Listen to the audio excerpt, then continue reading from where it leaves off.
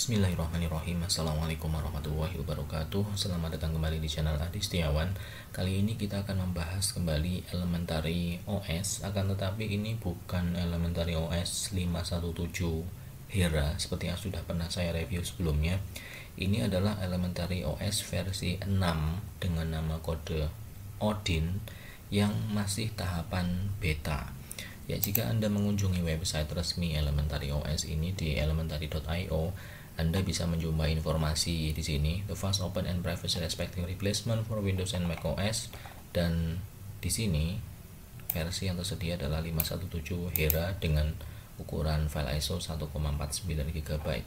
Nah, yang kita bahas sekarang adalah versi yang 6 yang masih beta, sehingga bisa Anda dapatkan informasinya di blog.elementary.io. Apa saja yang akan muncul di versi 6 final release nantinya? Nah, di sini perlu kita ketahui juga bahwa proses pengembangan sistem operasi Elementary OS ini meliputi bagian early access, beta, kemudian baru rilis candidate, dan sekarang baru sampai tahapan beta dan beta 2. Di beta yang 1 yang sebelum ini, what's new, apa yang baru di sini meliputi yang pertama platform change, ada perubahan platform internal tentu saja, termasuk untuk penambahan gestur. Jadi di sini jika Anda menjalankan mengusap 3 jari dari bawah ke atas, kemudian dari kiri ke kanan, Anda akan mendapatkan gesture yang lebih baik. Ya, seperti itu. Ya, tentu saja kalau Anda terbiasa dengan menggunakan touchpad, ini akan sangat memudahkan. Kemudian ya, dukungan aplikasi-aplikasi yang berbasis Flatpak ini juga ditambahkan di Elementary OS versi 6. Kemudian yang paling saya suka di sini adalah perubahan look and feel. Ya, kali ini Elementary OS versi 6 membawa dukungan dark mode yang benar-benar menyeluruh, sehingga ketika nanti dark mode ini diaktifkan, kita bisa mengetahui bisa mendapatkan tampilan yang benar-benar satu tema secara keseluruhannya. Ya, dark style progressnya juga di sini, aplikasi-aplikasi memang didesain agar support untuk mode light maupun dark. Ya, meskipun di Linux yang lain dark mode mungkin bukan sesuatu hal yang baru, misalnya di KDE itu sudah sangat lama, tapi di Elementary OS ini mungkin masih baru, tapi tentu saja itu perubahan yang menyenangkan untuk kita tunggu. Lalu ada installer baru secara desain, dan ada providing feedback untuk menambahkan atau mengirimkan feedback ke developernya. Ini yang ada di beta 1. Anda bisa melanjutkannya ke informasi beta 2, di mana di beta 2 masih ada tahapan perubahan. Di bagian installer ada perubahan tampilan agar lebih menarik lagi. Flatpak juga masih di oprek sedemikian rupa. Kemudian yang baru di sini adalah penambahan notifikasi yang mendukung icon page dan action button. Jadi untuk developer yang mengembangkan aplikasi untuk Elementary OS bisa memanfaatkan mode notifikasi semacam ini. Ya, fokusnya seperti itu saja, dan kalau Anda ingin mendapatkan Elementary OS 6 versi beta, Anda bisa mendownloadnya di sini. Ini akan mengarah ke link build.elementary.io. Ukuran file ISO-nya sekitar 2,6 GB, dan ukuran itu ya cukup membengkak dibandingkan dengan versi 517 Hera yang sebelumnya. Kalau sebelumnya hanya kisaran 1,4 sampai 1,5, di sini 2,5 sampai 2,6. Ya, seperti itu, membengkak memang. Kita lihat saja apakah nanti di final release-nya bisa lebih kecil lagi. Kemudian default desktopnya Pantheon, package management dep, karena ini masih satu keluarga dengan Ubuntu, basisnya Ubuntu 20.04. Ini software sistem D, ya, sistem D lagi. Kemudian di bagian sini ya, unfortunately tidak ada sesuatu yang berwarna hijau, alias rata-rata memang bukan yang terbaru, tapi tidak masalah, yang penting kestabilannya saja. Karena ya, kalau kita lihat Elementary OS ini merupakan salah satu distribusi Linux yang populer di DistroWatch saja peringkat 8. Tentu saja banyak orang yang mengharapkan Elementary OS terbaru ini, meskipun belum diketahui rilisnya kapan. Developernya harus memastikan agar benar-benar siap terlebih dahulu.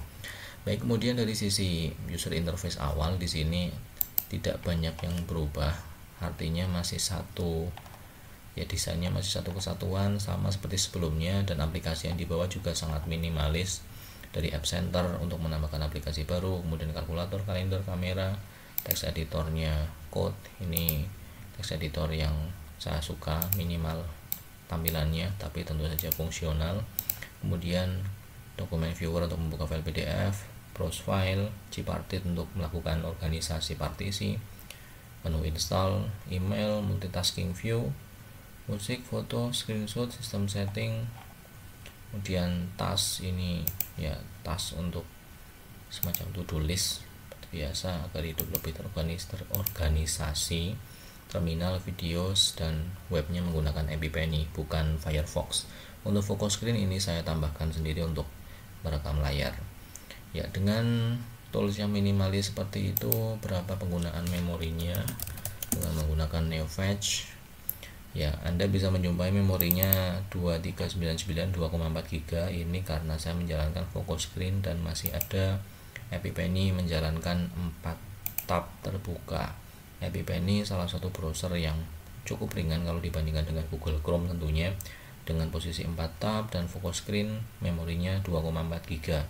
Kalau kondisi tidak menjalankan apapun ya mungkin kisaran 1,5 sampai 1,6 GB.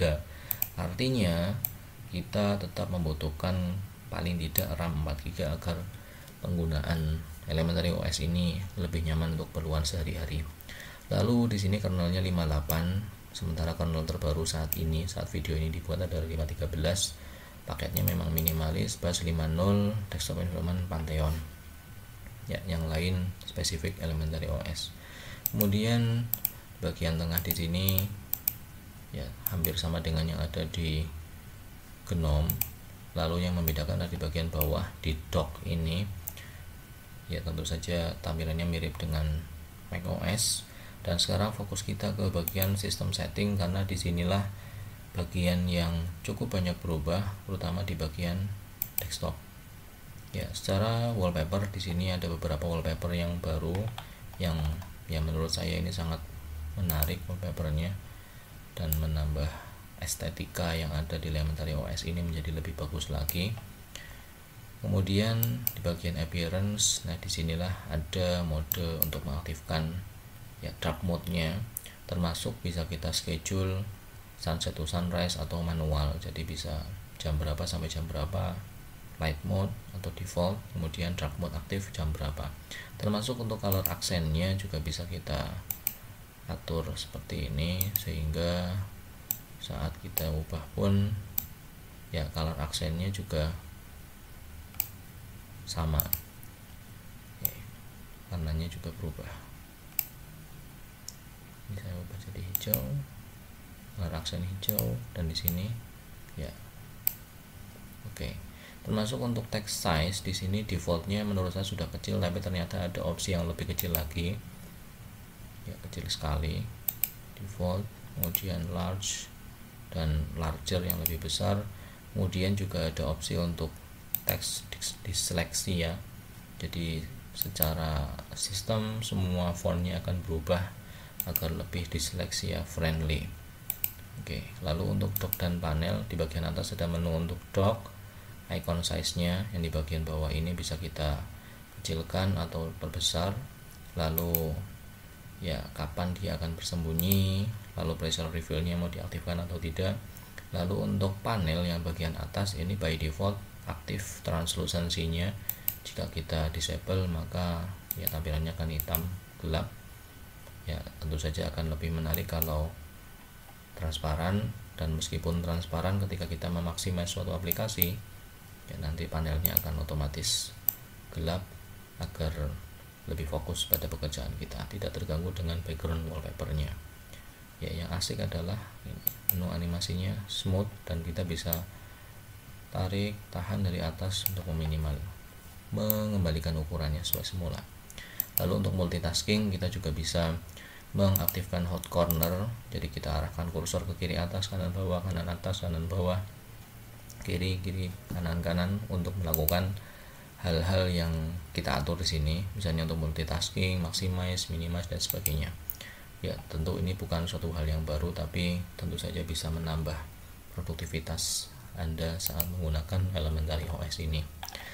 Baik, sampai di sini ini memang masih versi beta 2, tapi secara umum sudah cukup stabil untuk testing. Tapi untuk penggunaan sehari-hari tentu kami dan developernya pun tidak merekomendasikan Anda menginstal ini di harddisk Anda untuk dipakai sehari-hari. Kita tunggu saja rilis resminya kapan dan apakah Elementary OS 6 Odin ini layak untuk Anda tunggu.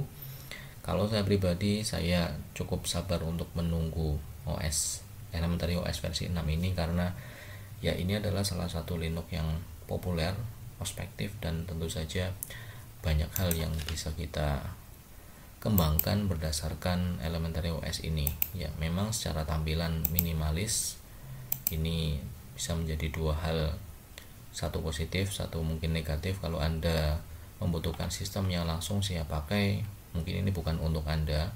Tapi jika Anda membutuhkan suatu sistem yang memang minimalis, kemudian bisa Anda tambahi software-software yang Anda butuhkan sesuai selera Anda, ya ini adalah salah satu pilihan yang bagus. Contoh di sini browsernya EpiPenny, tidak ada Firefox. Ya, saya pribadi tidak sering menggunakan Firefox, jadi nyaris tidak terpakai. Saya akan menginstal Google Chrome di sini. Lalu tidak ada Office Suite di sini, tidak ada LibreOffice. Kabar buruk atau kabar baik, kalau menurut Anda pengguna LibreOffice, ya nanti silakan Anda install LibreOffice saja. Kalau saya biarkan seperti ini, tidak ada LibreOffice. Good news untuk saya tinggal menambahkan WPS Office. Yaitu kembali ke selera masing-masing, dan secara overall ini adalah Linux dengan desain yang bagus yang bisa kita harapkan perkembangannya agar semakin bagus lagi di kemudian hari. Baik, demikian saja review saya atau preview fitur yang nantinya akan muncul di Elementary OS versi 6 nantinya. Terima kasih atas perhatian yang diberikan, kurang lebihnya mohon maaf. Assalamualaikum warahmatullahi wabarakatuh.